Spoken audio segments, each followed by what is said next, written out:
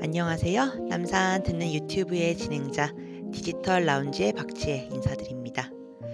지난 토요일은 한식이자 식목일이었는데요.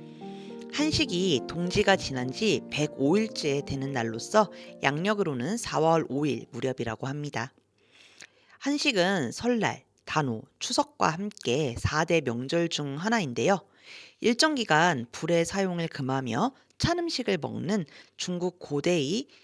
고대 중국의 풍습에서 시작되었다고 합니다.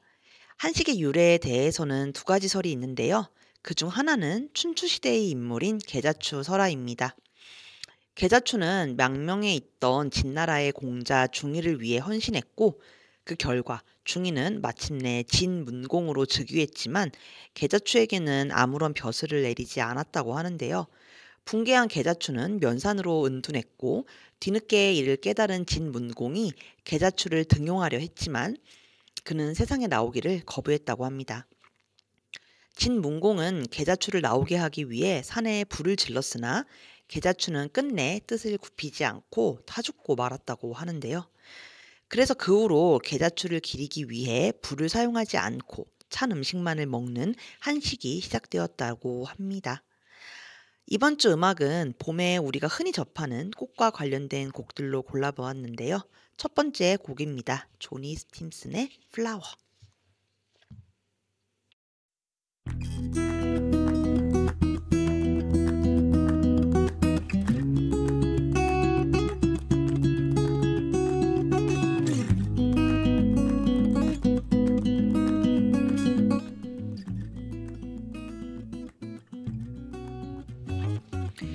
그러면 메인 코너 사서가 들려주는 책 이야기를 진행하도록 하겠습니다. 오늘도 저와 함께 이야기를 나눌 사서를 소개하도록 하겠습니다. 안녕하세요. 안녕하세요. 남산도서관 디지털 라운지 사서 안수빈입니다. 오늘도 잘 부탁드립니다. 네, 본격적인 대화에 앞서 오늘 이야기 나눌 책에 대해 소개하려고 하는데요. 바로 우치다 다스루 작가님의 도서관에는 사람이 없는 편이 좋다입니다. 공교롭게도 작년 도서관 주간에 맞춰서 발간된 책인데 작가님은 여전히 책만이 열 수 있는 새로운 세계가 있다고 말하는 애서가이자 책이 놓인 공간의 힘을 믿는 장서가이며 책은 물론이고 주변에 글까지 섭렵하는 활자 중독자이신데요. 도쿄대학교 불문과를 졸업하고 도쿄도립대학 대학원에 박사과정을 수료하셨습니다. 블로그 우치다 다스루의 연구실을 운영하며 문학, 철학, 정치, 교육, 영화, 무도 등 다양한 주제로 거침없이 뻗어나가는 글로 비판적 지성을 보여주어 거리의 사상가라고도 불린다고 하는데요. 푸코, 바르트, 레비스트로스, 락항 쉽게 읽기 등 60여 권의 단독 저서와 70여 권의 공저 및 대담집 등을 펴내셨다고 합니다. 저희가 이 책을 이번 주의 책으로 선정한 이유는 매년 4월 12일이 도서관의 날이기 때문인데요. 도서관의 날은 책을 통해 지식과 문화의 자유로운 접근과 공동체 연대의 새싹을 피워내고 국민적 관심과 화합을 이루어 도서관의 사회문화적 가치 확산과 이용 촉진을 기념하기 위해 지정된 날입니다. 도서관의 날은 도서관법에서 지정하고 있는데요. 도서관법은 도서관 지식 정보에 관한 국민의 알 권리 보장과 국가 및 지방자치단체 등의 책임을 정하고 도서관의 운영과 서비스, 사회적 역할에 관한 기본적 사항을 규정한 법입니다. 이 법은 도서관이 국민의 정보기본권 신장과 사회문화 발전에 기여하여 지식문화 선진국을 창조하는 데 중요한 기반시설 중의 하나임을 인식하고 도서관의 가치가 사회 전반에 확산될 수 있도록 국가 및 지방자치단체가 그 역할을 다하며 국민의 자유롭고 평등한 접근과 이용을 위하여 도서관의 공공성과 공익성을 보장하는 것을 기본 이념으로 하는데요. 2022년 12월 이러한 도서관법 개정에 따라 도서관의 날은 매년 4월 12일로 지정됐으며 2023년 처음으로 법정 기념일이 되었습니다. 그리고 도서관의 날부터 일주간을 도서관 주간으로 정하여 4월 12일부터 4월 18일까지가 도서관 주간인데요. 이번 주 토요일부터 다음 주 금요일까지 저희 남산도서관에서도 다채로운 행사가 펼쳐지니 많이 방문해 주시면 좋을 것 같습니다. 그러면 오늘의 책에 대해서 좀 더 이야기를 해보겠습니다.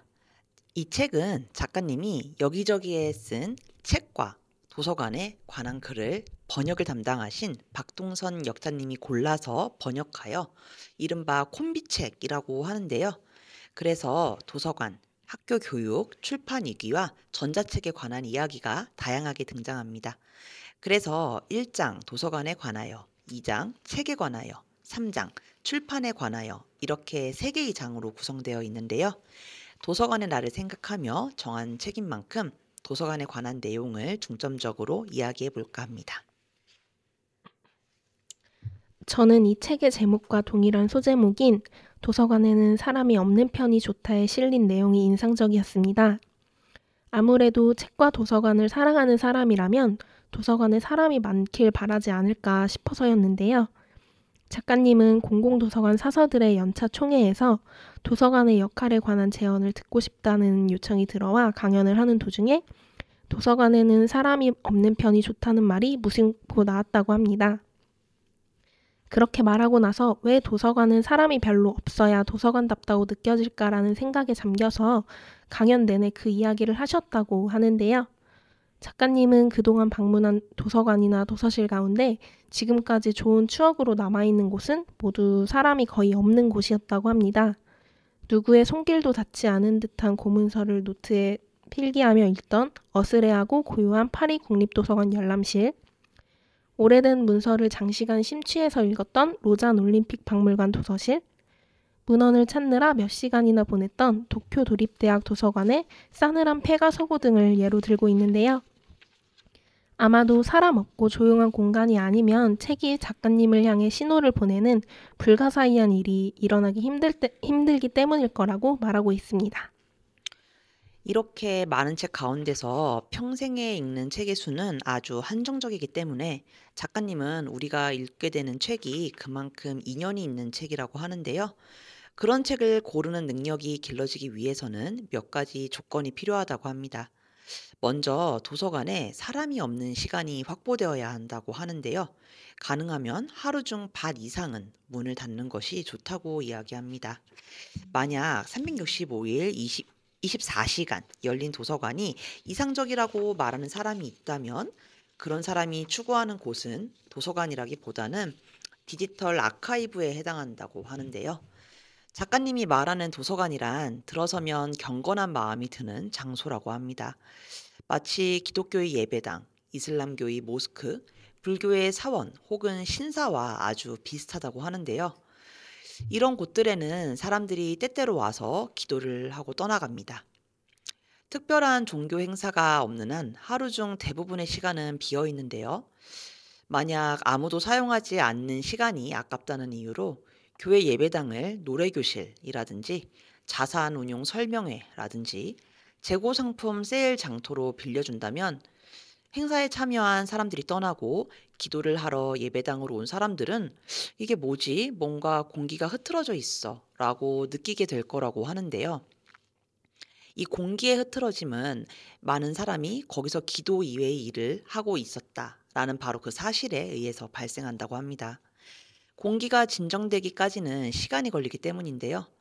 작가님은 도서관이라는 곳이 본질적으로 초월적인 것을 불러오기 위한 성스러운 장소라고 생각하기에 공간은 가능한 한 널찍하게, 너무 많은 물건은 두지 말고 조명은 너무 밝지 않게, 소리는 조용하게, 거기서 누군가 생활하는 느낌이 들지 않도록 저자극적인 환경을 갖추어야 한다고 말합니다. 다음 소제목은 도서관은 내가 얼마나 무지한지 가르쳐주는 장소다인데요. 일본의 경우 도서관은 위기에 빠져 있다고 합니다. 모든 자치단체에서 도서관은 비용 절감의 표적이기 때문인데요. 도서관은 사회적 유용성을 수치적, 외형적으로 증명하기 곤란한 사업이기 때문입니다. 도서관이 시민의 직접 성숙에 어떤 이로움을 주었는지 연말까지 수치화해서 성과를 보이라고 하면 무리인 건 사실인데요. 그러다 보니 불필요한 사업이라는 말을 들어도 반론이 어려워 예산이 삭감되고 사서는 해고되고 도서관 운영은 민영화되고 있다고 합니다. 작가님은 중학생 무렵부터 틈날 때마다 도서관에서 오랜 시간을 헤매셨다고 하는데요. 좌우로 쭉 이어지는 서가에 무수한 책이 꽂혀 있었으나 책 제목도 저자도 몰랐다고 합니다. 읽고 싶은 책이 이만큼 있다는 기쁨은 이내 읽지 못할 책이 이만큼 있다는 작가님 본인의 협소한 식견에 대한 통절한 자각이었다고 하는데요. 도서관은 그곳을 찾은 사람들의 무지를 가시화하는 장치라고 합니다. 다시 말해 내가 세상을 얼마나 모르는지 가르쳐주는 장소이기도 한데요. 숙연하게 자세를 바르게 하고 1초를 아까워하며 배워야 한다는 결의를 다지게 하는 것만으로 도서관의 교육적 의의는 충분하다고 작가님은 말하고 있습니다.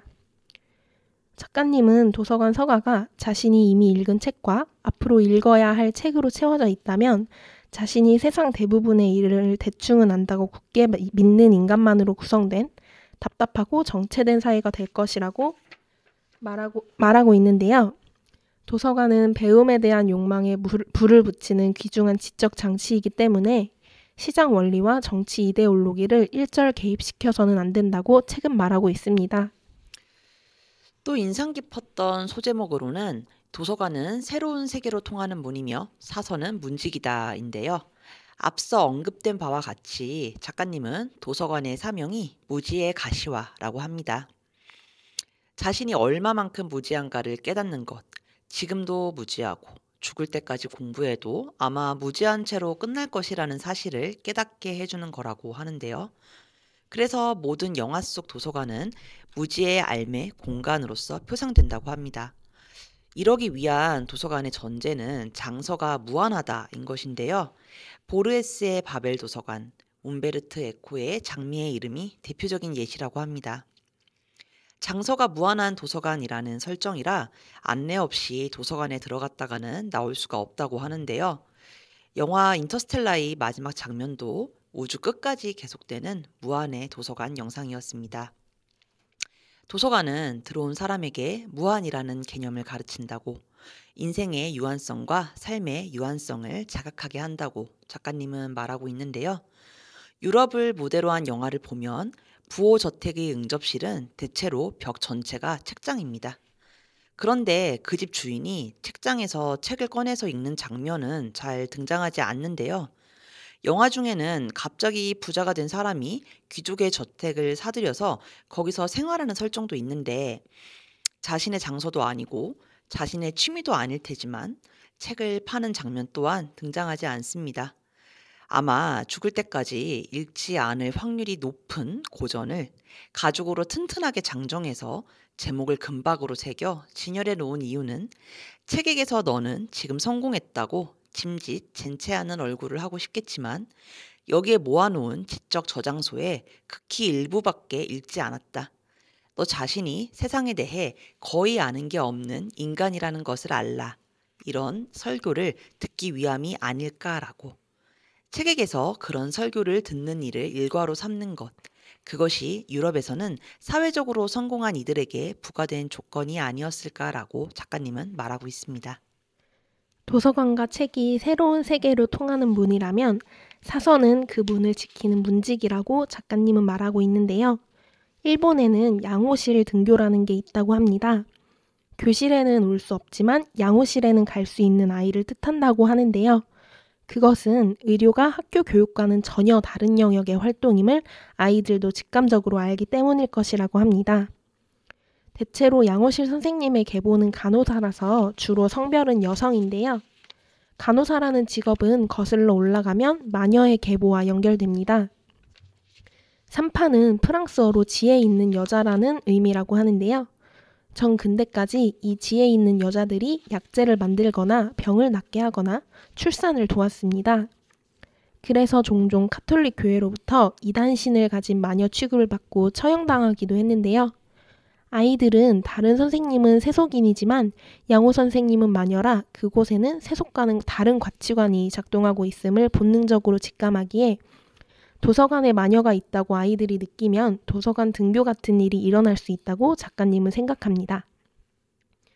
교실에 갈 수 없는 아이가 양호실로 가는 것처럼 도서실로 곧장 가서 거기서의 책을 읽으며 하루를 보내도 전혀 이상하지 않으며 사서들은 문지기이기 때문에 그런 아이들을 환대해야 한다고 책은 말하고 있습니다. 네, 그러면 다음은 2장에 해당하는 책에 관한 내용을 이야기해 보려고 하는데요. 수빈 사서님은 2장의 내용 중에서 어떤 내용이 가장 인상적이셨을까요? 네, 저는 책은 지금 여기에 없는 필요를 위해 존재한다라는 소제목의 글이 인상적이었는데요. 우리는 책장에 언젠가 읽으려는 책들을 꽂아주고 집에 오는 사람들을 위해, 아니 누구보다 나 자신을 위해 이 책을 독파한 나를 사칭하며 공개하는데요. 하지만 전자책에 대해 논할 때는 아무도 책장의 의미에 대해 언급하지 않습니다. 물론 태블릿에 다운로드한 전자책 리스트는 화면상 책장 안에 들어가 있으므로 일괄 다운로드하면 내가 어떤 책을 샀는지 한눈에 볼 수 있긴 하지만 그것은 내가 어떤 책을 읽어야 하는가가 담긴 목록이 아니라고 합니다. 전자책은 읽고 싶으면 그때 사서 바로 읽을 수 있기 때문인데요. 하지만 책장에 꽂힌 책은 그래 읽어야 해 라는 절박감을 느끼게 하여 교화적으로 기능한다고 합니다. 그리고 읽어봐야겠다는 절박함이 우리에게 명하는 첫 번째 행동은 책을 서점에 가서 찾아보는 일과 입수한 책을 자기 책장에 비치하는 일이라고 하는데요. 그 책을 읽고 이해해야 하는 사람으로 자신을 규정함으로써 이미 미지의 요람이라는 황야에 한 걸음 내디뎠기 때문이라고 책은 말하고 있습니다. 그래서 종이책과 비교해 전자책의 가장 큰 약점은 책장을 공간적으로 형성하지 못하는 것이라고 하는데요. 전자책 다운로드 목록은 자아의 환상적인 근거를 구상할 수 없으므로 타인의 욕망을 환기시키지 못한다고 합니다. 작가님은 책의 본질은 언젠가 읽어야 한다는 관념 위에 있으며 출판 문화와 출판 비즈니스는 이 허의 수요를 기초로 존립한다고 말하고 있습니다. 네, 저는 독서 대신 독자라는 소제목의 글이 인상적이었는데요.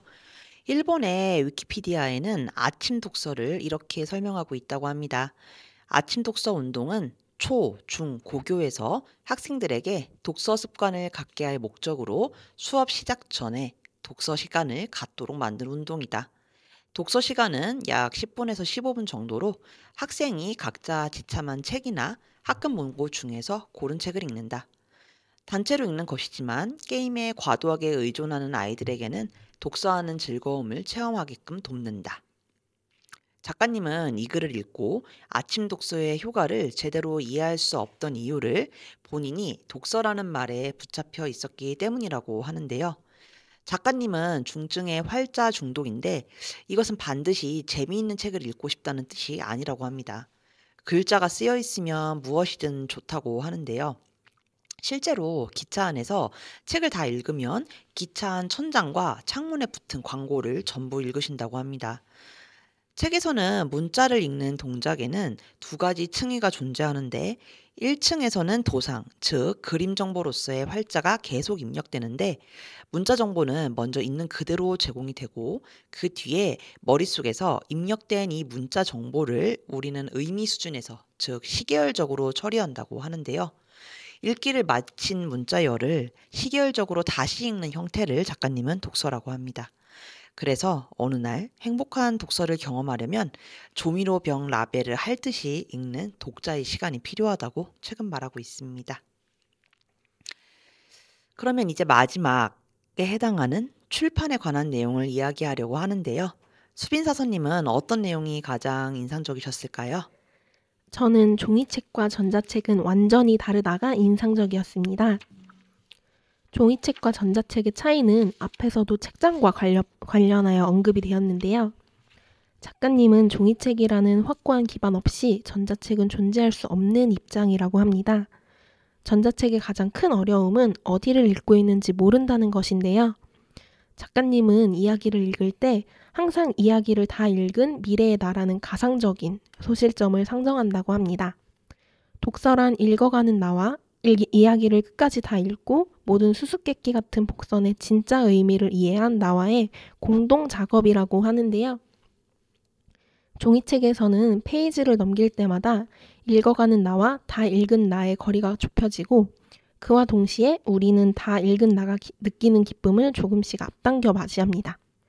하지만 전자책은 이 다 읽은 나에 접근하는 느낌을 독자에게 가져다 주지 못하는데요. 또한 전자책은 매우 현실적으로 우리에게 지금 읽고 싶은 책, 읽을 필요가 있는 책을 제공합니다. 전자책은 실수요 대응 및 정보 입력원이라서 그 안에는 욕망이나 숙명 같은 공상적인 것들이 들어갈 틈이 없다고 하는데요. 작가님은 종이책이 없어지지 않으리라 보는 이유는 비용이나 접근성이나 휴대의 편리함과는 전혀 무관한 차원의 인간의 본연적 삶 속 힘의 사활과 관련되어 있다고 말하고 있습니다. 저는 마지막으로 출판은 독자를 이끄는 전도 활동이다를 말하고 싶은데요. 우리는 모두 무상의 독자로서 긴 독서 인생을 시작한다고 합니다. 태어나서 처음 읽는 책은 독자로서 읽는 것이지 구매자로서 읽지 않는데요. 내가 태어나서 처음 읽었다고 해서 작가에게 어떤 인쇄 수입도 가져다 두지 않습니다. 이렇게 쭉 책을 계속 읽다 보면 어느 날 처음으로 용돈을 모아 책을 사는 날이 오는데요. 이 무상의 독자 기간을 토대로 비로소 책을 구매하는 행위가 발생하는데요. 따라서 출판인에게 정말 중요한 것은 독자를 한 사람이라도 더 많이 획득하는 것이라고 합니다. 그러기 위해 독자가 계속 책을 읽을 수 있도록 문해력을 키울 수 있게 돕는 일도 중요하다고 하는데요. 이건 도서관에도 중요한 일이 아닐까 싶습니다. 네, 이제 메인 코너를 마무리할 시간이 왔습니다. 수빈 사서님, 오늘 남산 듣는 유튜브를 방문하신 소감이 어떠신가요? 네, 도서관의 날 및 도서관 주간을 맞이하여 도서관과 책, 출판과 관련된 책을 읽고 이야기를 나눌 수 있는 좋은 시간이었습니다. 네, 다음에도 방송을 진행하는 저희와 듣는 여러분께 좋은 영향을 끼칠 수 있는 책을 들고 오겠습니다. 그러면 이제 오늘 코너의 마지막을 알리는 음악을 들려드리려고 하는데요. 수민 사서님, 혹시 준비해 오신 곡이 있으실까요?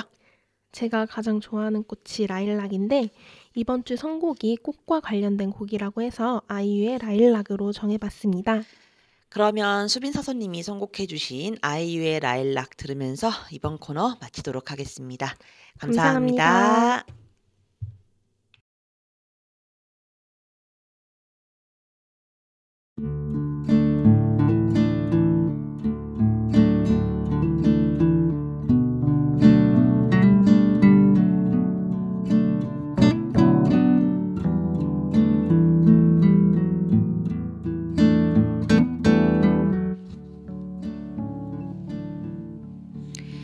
자, 이제 남산 듣는 유튜브를 마칠 시간입니다.